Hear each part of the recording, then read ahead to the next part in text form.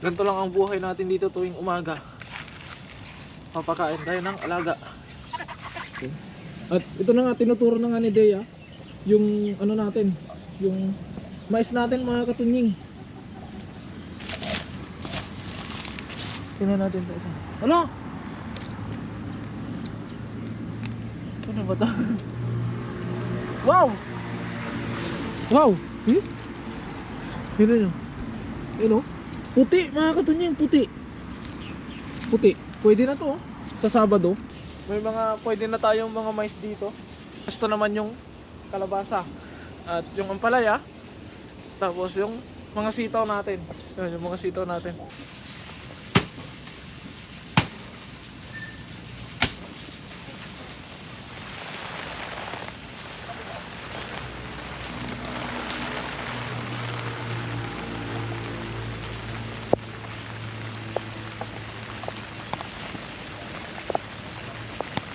Natamaan natin yung tubig mga katingin.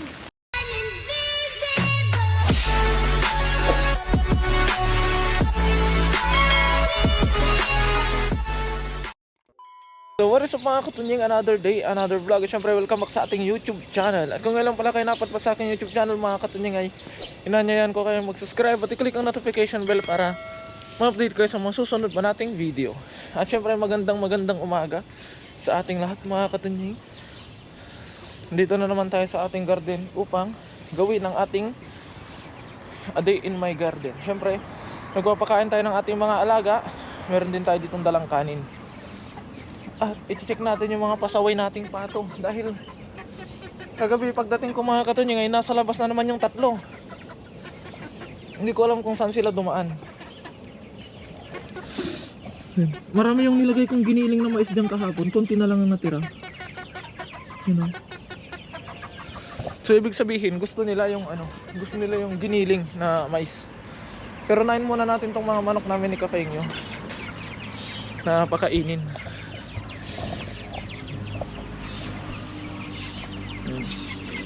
So next week ay next Saturday ay kukunin na ni Kafengyo lahat ng di ko alam kung lahat kukunin na ni Kafengyo mga katunying. Tapos kapag nakuha na ni Kafengyo yung mga manok niya mga katunying, magsasalpak naman tayo ng bago.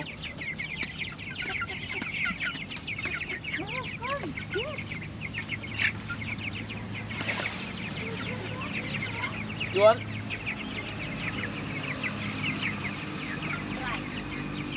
Now? Or Saturday? Now?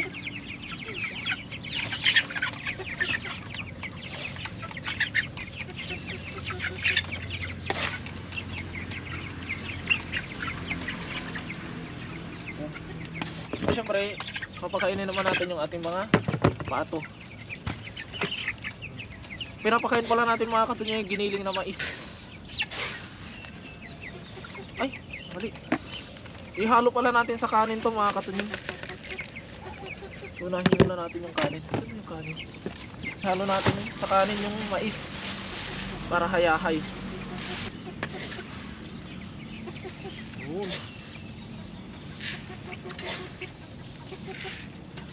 Para may kanin ka na, may kornik ka pa.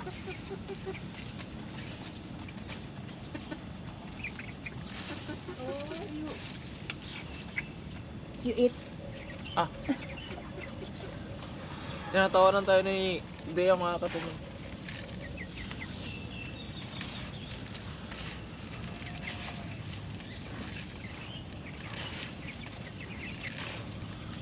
Naalala ko dati mga katunying nung bata pa kami, ay nagsasaing kami, may halong giniling na mais pag nagsasaing kami noon. Pero masarap naman siya mga katunying, yung pagkaluto ng kanin mukha na siyang may itlog agad na nakahalo. Yan. Diba? Ang ganda ng kulay oh. Para na siyang may itlog. Aesthetic.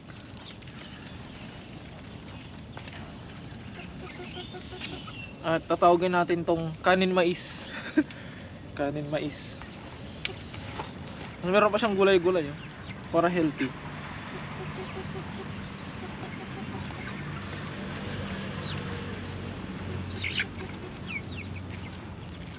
Lakas kumain yung mga manok ni Kapengyo. Mas okay yun kapag malakas silang kumain para mabilis silang lumaki at mas matataba sila. Tubigan natin ng konti to para hindi tuyong-tuyo.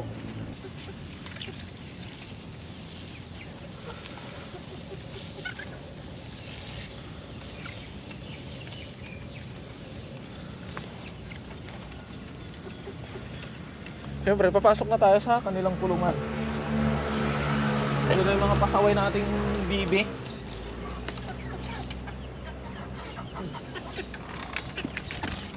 Wait lang, sumasalubong na itong mga to.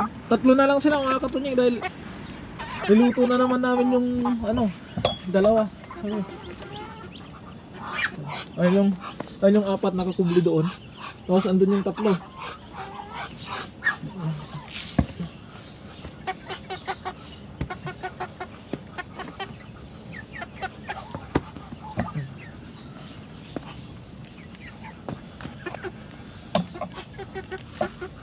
Lang natin dito sa kanilang kainan. Nagulong ng palad.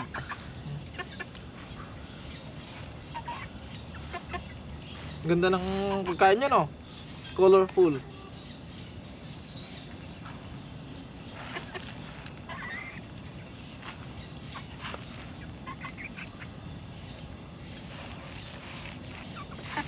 Ganito lang ang buhay natin dito tuwing umaga. Papakain tayo ng alaga. Papractice na tayo sa ganitong gawain mga katunying para asan na isa? Nobas yung isang manok. Ayun. Papractice na tayo ng ganitong gawain mga katunying para pag uwi natin ng Pilipinas pwede tayong maglagay ng alaga natin sa likod. Malit na farm. Yun. Siyempre, hugasan natin yung ating planggana.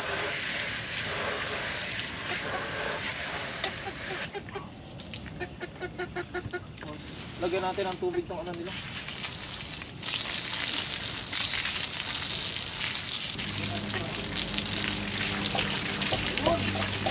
Magagaling! Yun o. Tingnan yung mga katunying.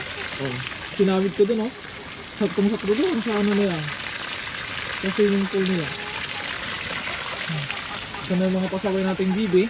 So lalabas na tayo dahil may gagawin pa tayo, di ba mga katunying? Apat. Ano sila? 2, 4, 6, 7. Lalabas na tayo dahil doon na! Doon na! Huwag nang lalabas.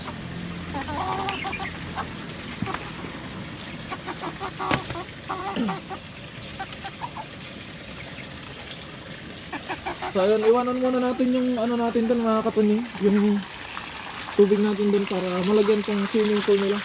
Dahil hindi tayo nag-stock ng maraming tubig doon sa tubigan nila mga katunying para hindi masyadong maputik doon sa kanilang kulungan. Bali naglalagay lang tayo ng pang araw-araw nila. Tapos ngayon naman mga katunying ay ganun pa rin.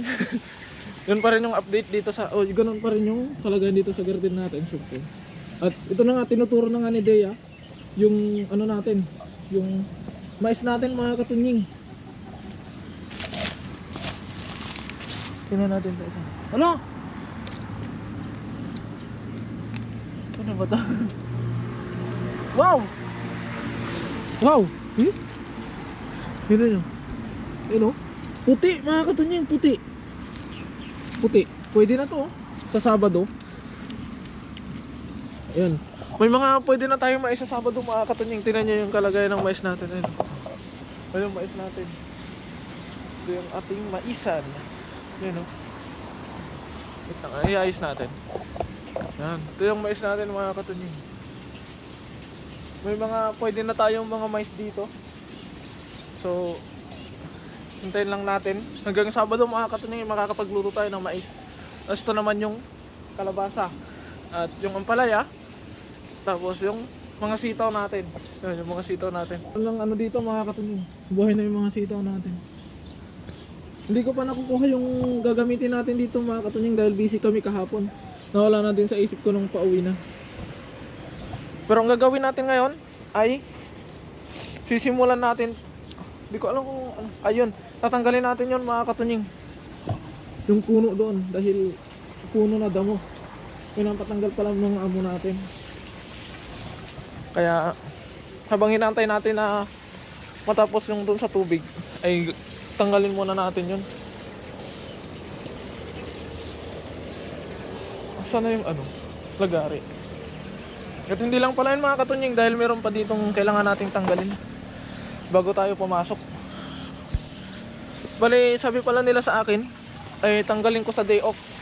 Pero wag na natin paratingin ng day off para sa day off ay makapagtrabaho tayo ng iba. So ito yung tatanggalin natin dahil damo naman yan mga katunying. Panggatong ay tatanggalin na natin ngayon. Sana walang ahas dyan. Sabi po.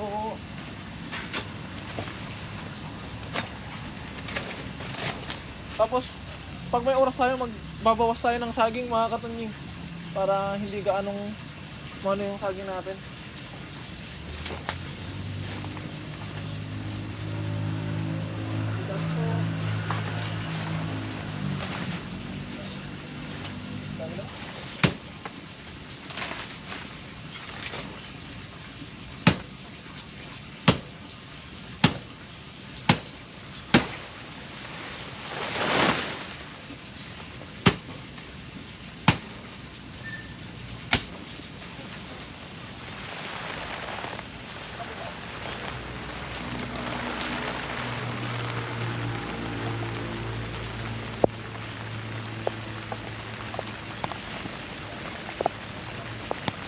Natamaan natin yung tubig mga katunying.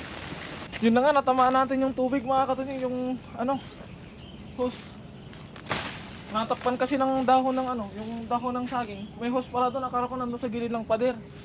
Yun lang. Mga katunying, ito na yung nakuha natin kahoy. Yun. So doon tayo sa kabila.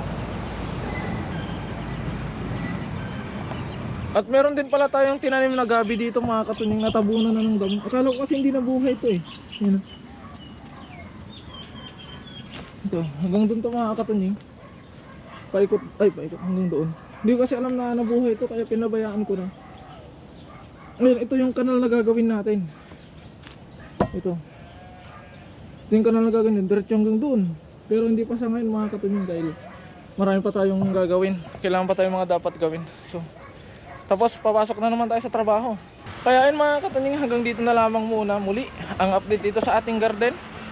At wala man tayong gaanong natatapos araw-araw, at least ay meron tayong nagagawa. Dahil sabi nga nila, wala tayong magagawa kung wala tayong gagawin. Kaya at least meron tayong ginagawa.